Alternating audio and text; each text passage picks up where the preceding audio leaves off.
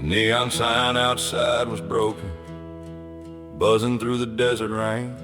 A roadside motel off Route 66, where nobody came to stay too long anyway. The clerk looked half asleep when he handed me the key. Room 12 at the end of the hallway, just another stop for a man like me. I spent 10 years running westward with a bottle and a past, trying to outrun every bad decision and the ghost that followed fast. The night felt colder than December, though it was the middle of July. And something about that empty motel made me look my demons in the eye. The wind rattled the windows as midnight settled in, and for the first time in forever, I felt the weight of where I'd been. The devil slept in room 12, or maybe he slept in me. Maybe all those years of running were keeping me from being free. The devil slept in room 12, whispering old lies again. But somewhere beyond that darkness, grace was moving in.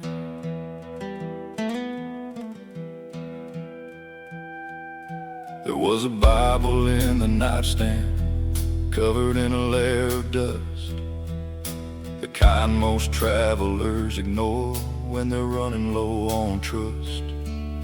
I opened it without a reason, or at least that's what I thought.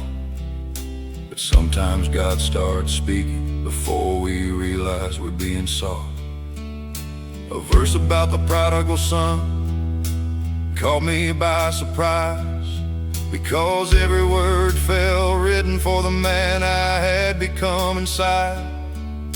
The room grew strangely quiet, the bottle sat untouched, and all the roads I traveled suddenly didn't matter much. The storm rolled past the highway, and silence filled the room, like mercy had arrived unnoticed in the middle of my ruin. The devil slept in room 12, or maybe he slept in me. Maybe all those years of running were keeping me from being free. The devil slept in room 12, whispering old lies again.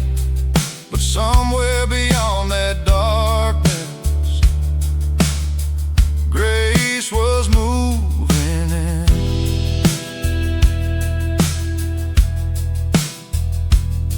I dropped to my knees beside that bed for the first time in years. No perfect prayer, no polished words, just brokenness and tears. And maybe that's all heaven needed to finally break through. A heart too tired to keep pretending, a soul ready for the truth. The devil slept in room 12, but he didn't stay the night, because mercy crossed that threshold and turned darkness into light. The devil slept in room 12, but grace walked through the door, and the man who checked in that evening wasn't there anymore.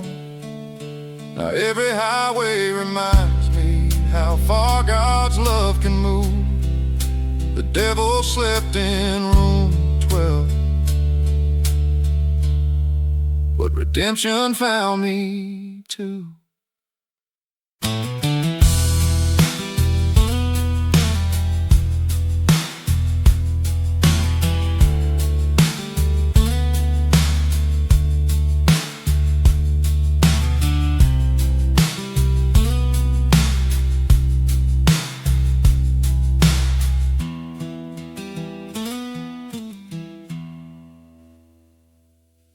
The sun rose over the desert as I placed the key on the desk.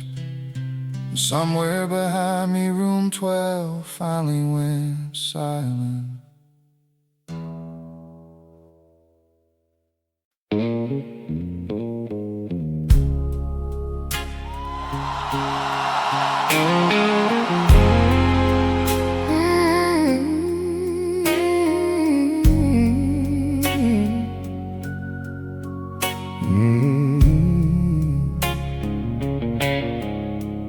jukebox played old country songs to half a dozen empty chairs.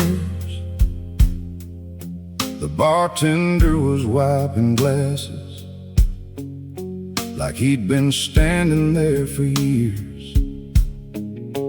Outside the rain kept falling against the flickering neon glow, and every soul inside that bar had somewhere else they ought to go.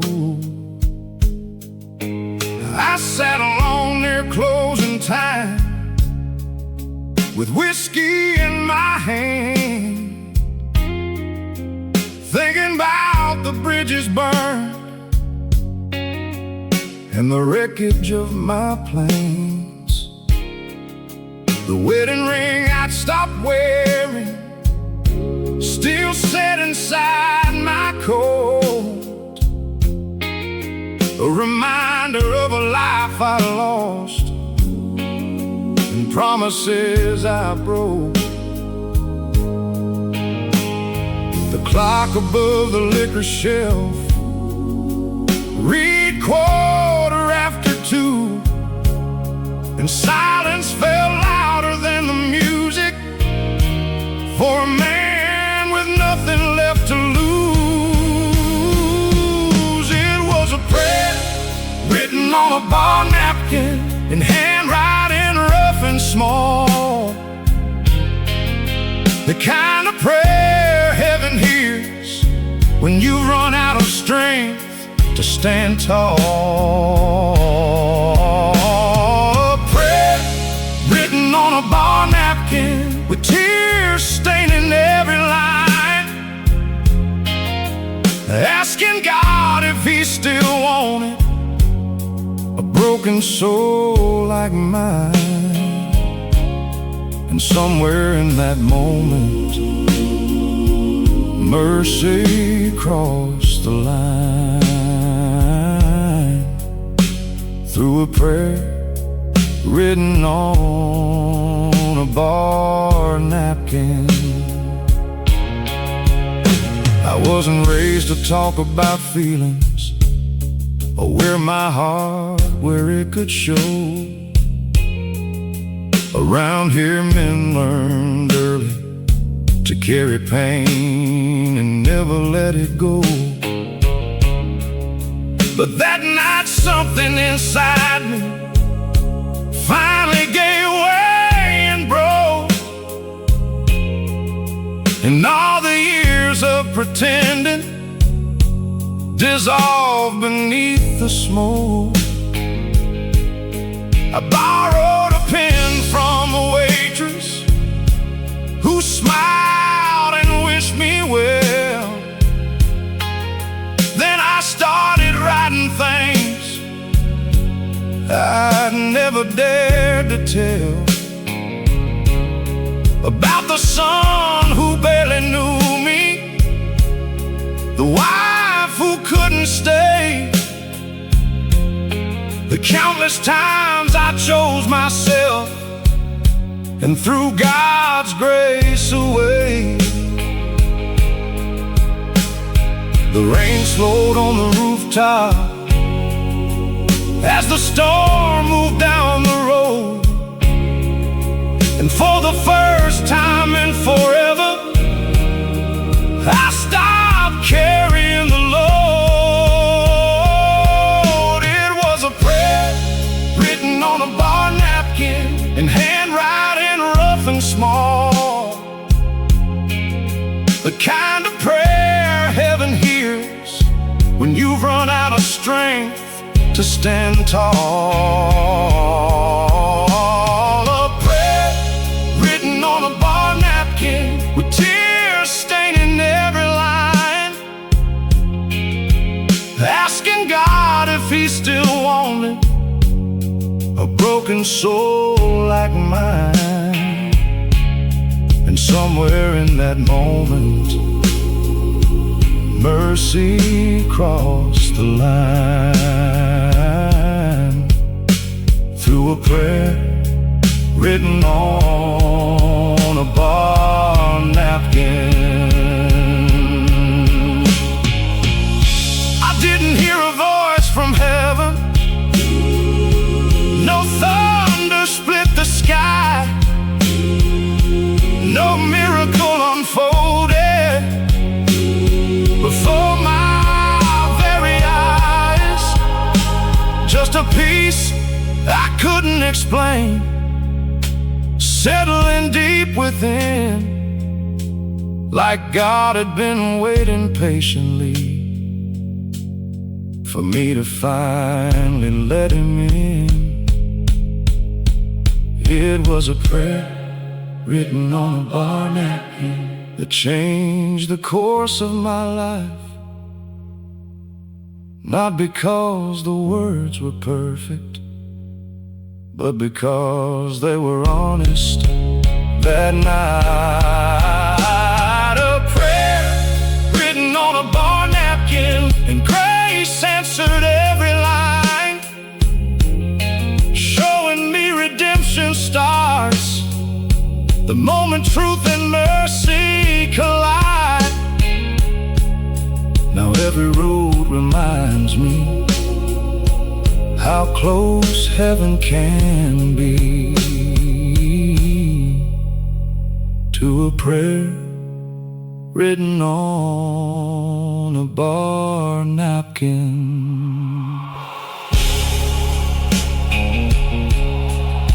The bartender found that napkin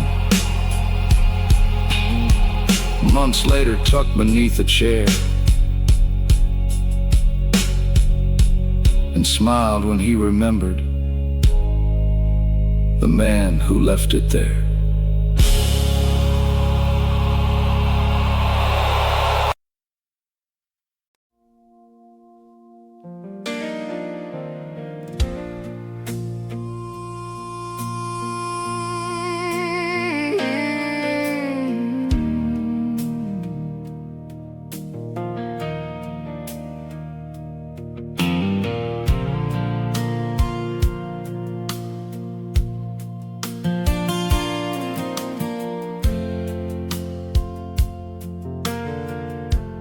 Rain was falling hard that night on Interstate 44, the kind of storm that makes a man question what he's driving for. I pulled into a truck stop diner just outside of Wichita, with $40 in my pocket and a life that felt half gone.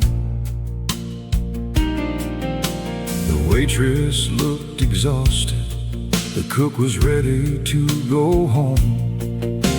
A trucker slept inside a booth with his hat pulled low and worn. Nobody looked like angels, nobody looked divine, just tired souls carrying burdens through another night in time. The coffee tasted bitter, the neon lights buzzed overhead, and loneliness sat beside me like an old familiar friend. I met Jesus at the truck stop diner somewhere around 2 a.m. Not walking on the water, not descending from the wind. I met Jesus at the truck stop diner in the middle of my pain, and he looked a lot like kindness when I needed it again. Now every highway reminds me grace still finds broken men, just like Jesus at the truck stop diner. An old man took the stool beside me and asked if he could sit. I nodded without speaking, much too tired to care a bit. He asked me where I came from. I said mostly from mistakes. And somehow he just smiled like he'd heard that line before from drifters on their breaks. We talked about old roads, about loss and family names, about all the things we carry and all the things we blame. Then he said something simple that cut deeper than a knife. Son, God hasn't stopped loving you just because you wrecked your life. The storm began to weaken outside the diner glass, and every word he spoke seemed to reach beneath the past. I met Jesus at the truck stop diner somewhere around 2 a.m.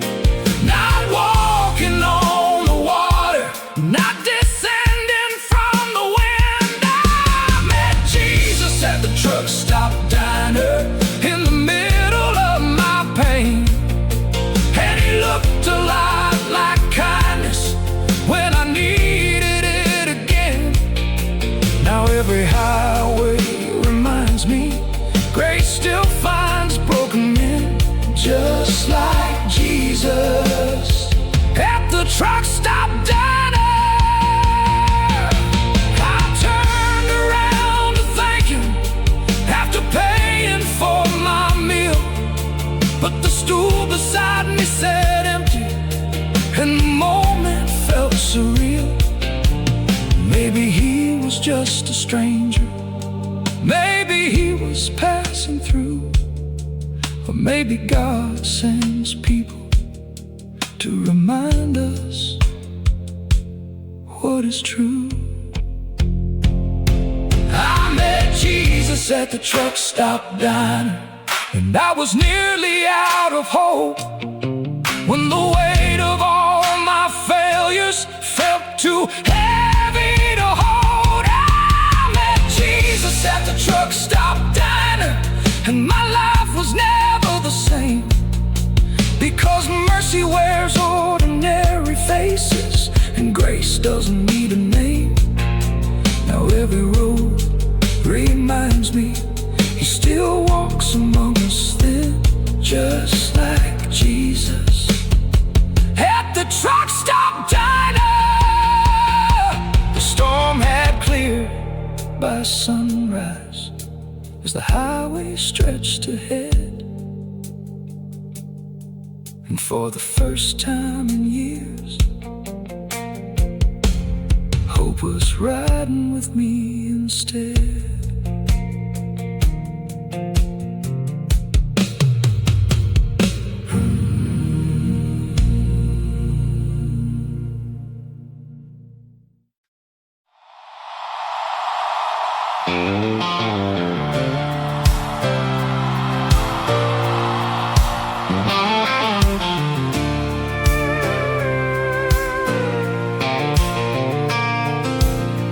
Nobody noticed her arriving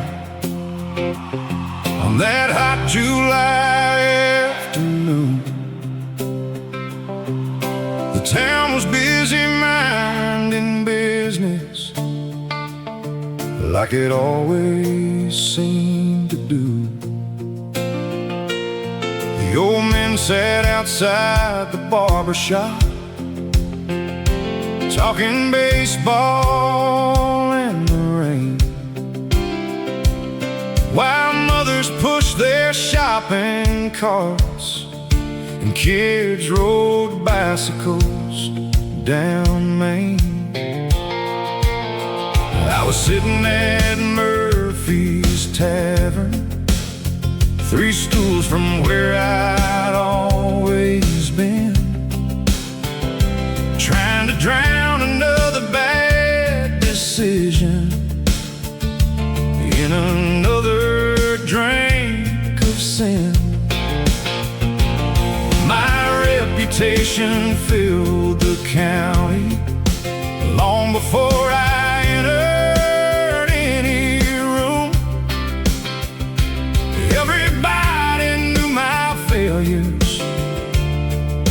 they knew the afternoon.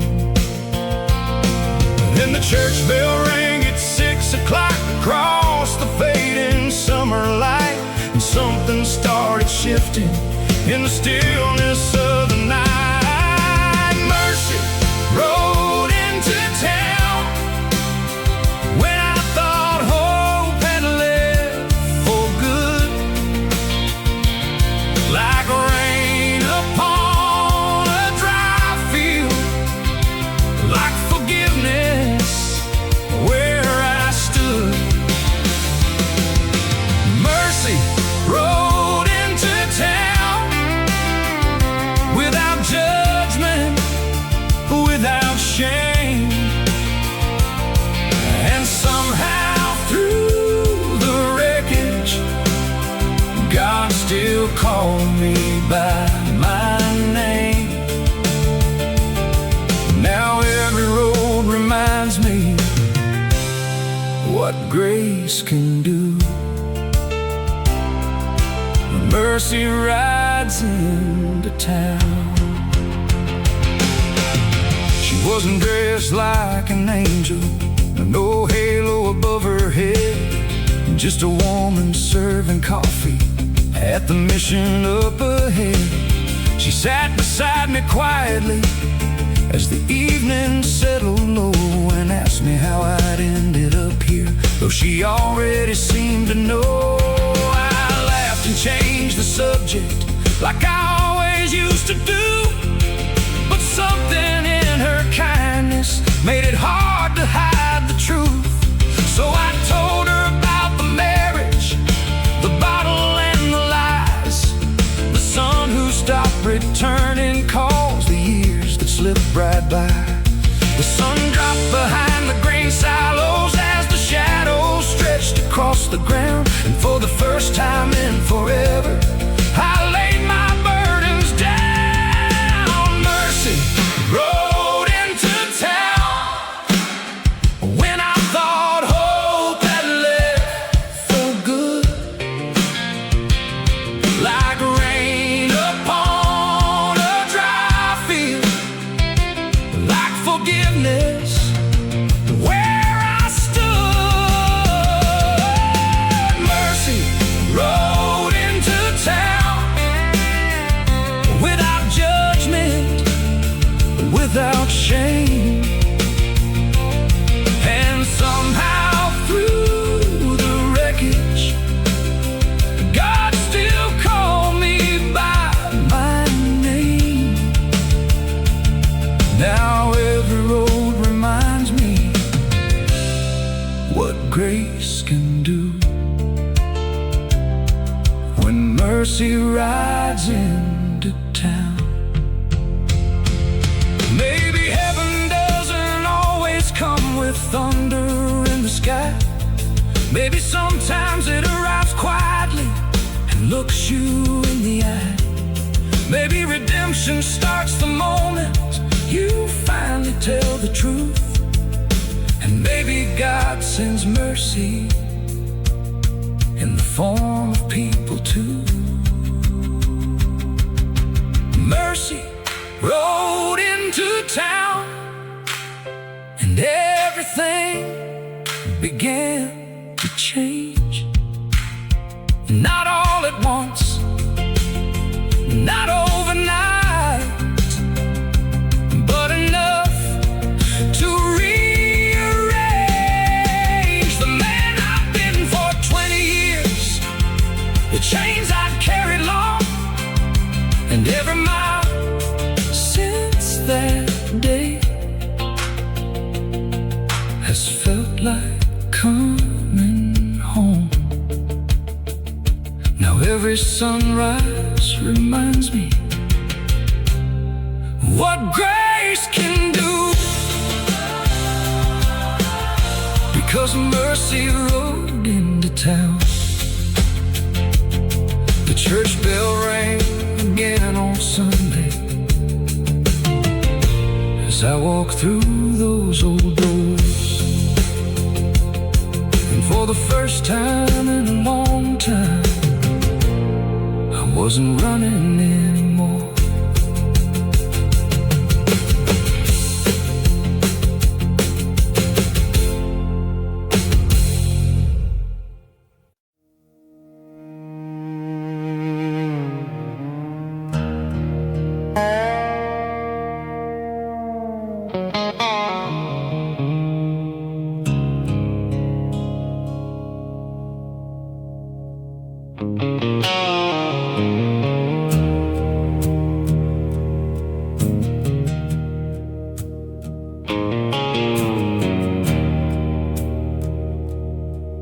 There's a cross beside Highway 9, about 10 miles west of town. White paint peeling from the weather, standing lonely in the ground. Most folks drive right past it without giving it a thought. But every local knows the story and the lesson that it taught. It marks the place where Danny Walker lost control one rainy night. 22 years old and reckless, trying hard to outrun life. He spent the evening drinking whiskey at a roadside bar outside of town. And somewhere between pride and darkness, everything came crashing down. The rain fell like a warning across the windshield glass, but youth believes it's invincible until it meets the past. There's a cross beside Highway 9, standing where the road bends west, a reminder that tomorrow is never something we're promised yet. There's a cross beside Highway 9 where mercy met regret, and every time I pass it now, I can't seem to forget how close grace can be to our worst mistakes. At the cross beside Highway 9.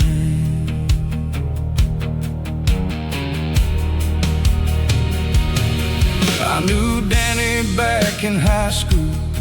We played football on Friday nights, talked about leaving this small town and chasing bigger dreams in life. After he was gone, his mother visited that roadside place every Sunday after church with flowers she would gently place.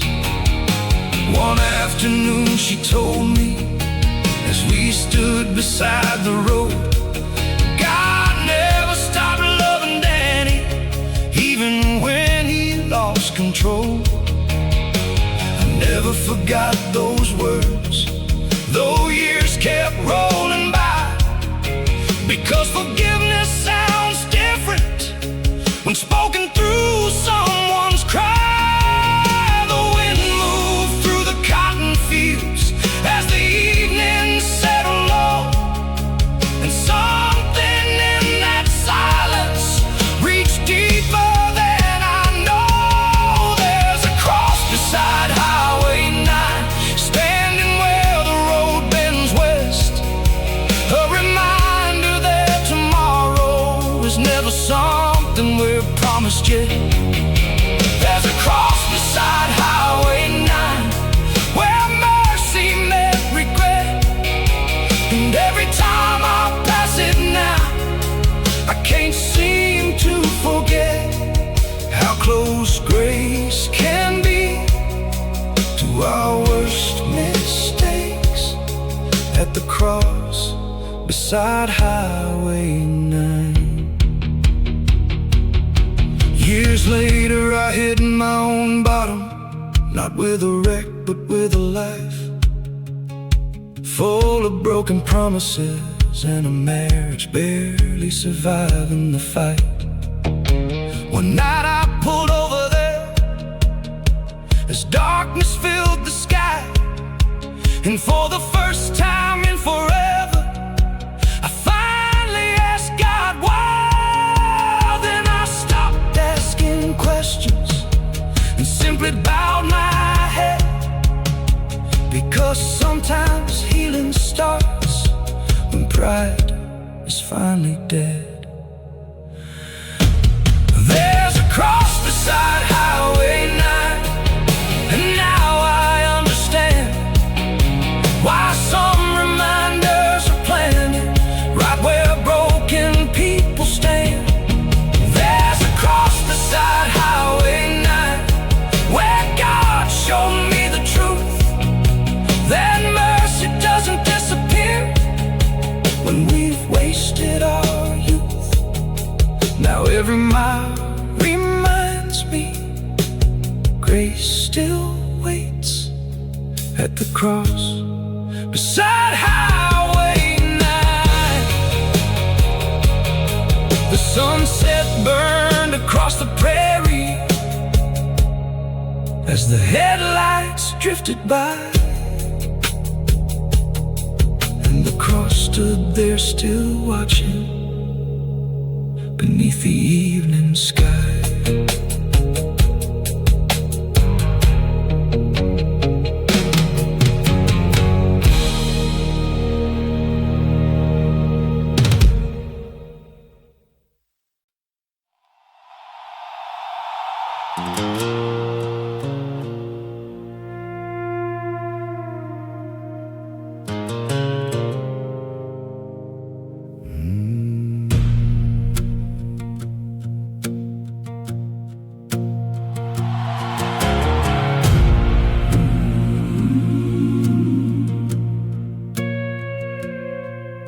The storm rolled in from Oklahoma like a dark hand across the sky. The church sat quiet on the hillside as lightning flickered far and wide. Preacher Samuel had spent 30 years standing behind that wooden pulpit, preaching hope to broken people, teaching them how to trust in it. He buried fathers' blessed babies, prayed beside hospital beds, held the hands of grieving mothers, and comforted the living and the dead. But some burdens grow heavier than anyone can see, even when you're the man everyone expects to believe. The thunder shook the stained glass as the evening turned to black, and for the first time in his ministry he felt something crack.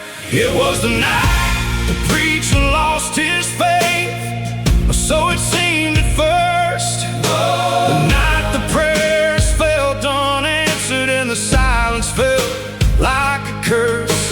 The night the preacher lost his faith, standing alone in the dark, wondering if heaven was listening to the cries inside his heart. And somewhere in that darkness, grace was already at work.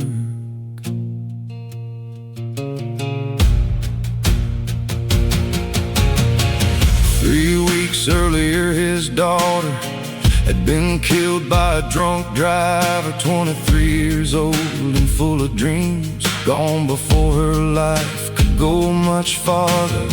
He preached at her funeral with a voice steady and strong, but every word felt hollow after she was gone.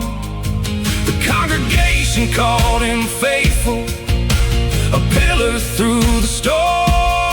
Yet every night he sat alone, feeling broken and worn.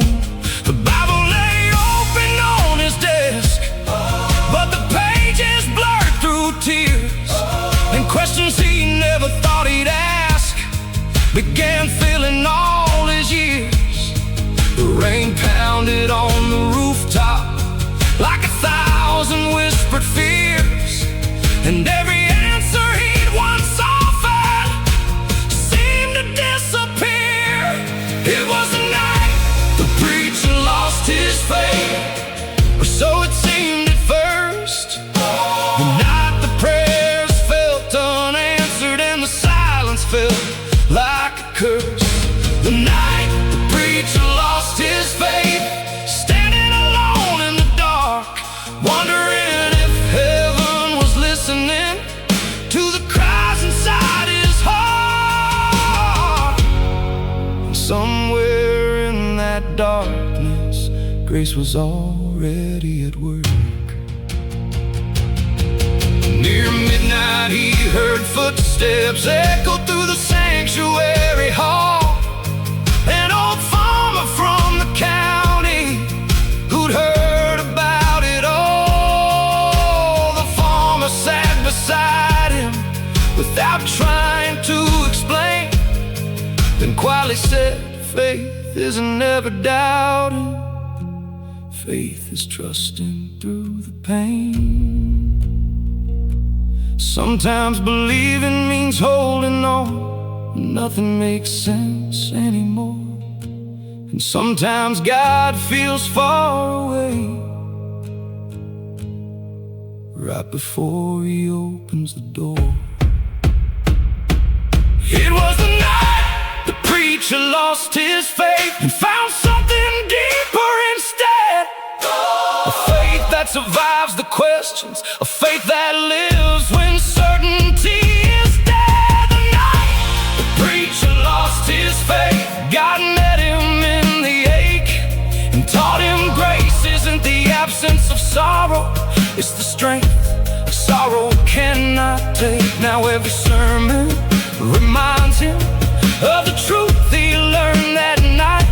The darkest valleys often lead us back into the light. The storm finally moved eastward as dawn touched the churchyard gate, and the preacher knelt in silence, no longer certain of everything, but certain enough to stay.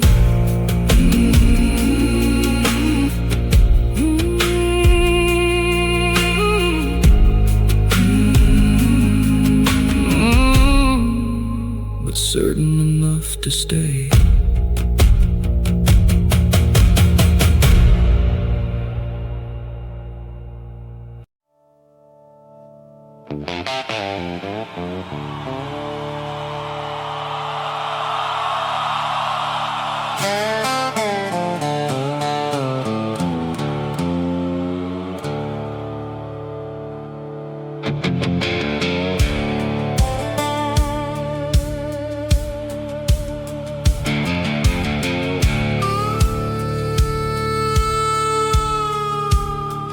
"3 days from rock bottom," that's what the doctor said. 3 days from losing everything if I kept living the way I did instead. The truck was parked behind the clinic, covered in Oklahoma dust. The engine still ran better than the man it used to trust. I hadn't spoken to my brother in almost 7 years. My ex-wife lived to count as over, and my son barely knew I was here. The mirror told a story I spent years refusing to read, about a man who kept running from the things he truly needed. The wind pushed across the prairie as the afternoon grew cold, and for the first time in forever, the truth finally took hold. I was 3 days from rock bottom, one step from losing it all. One more bad decision, one more hard fall. 3 days from rock bottom, and nowhere left to run.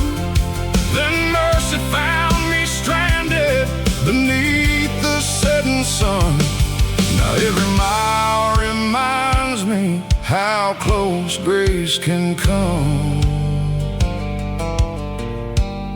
When you're 3 days from rock bottom.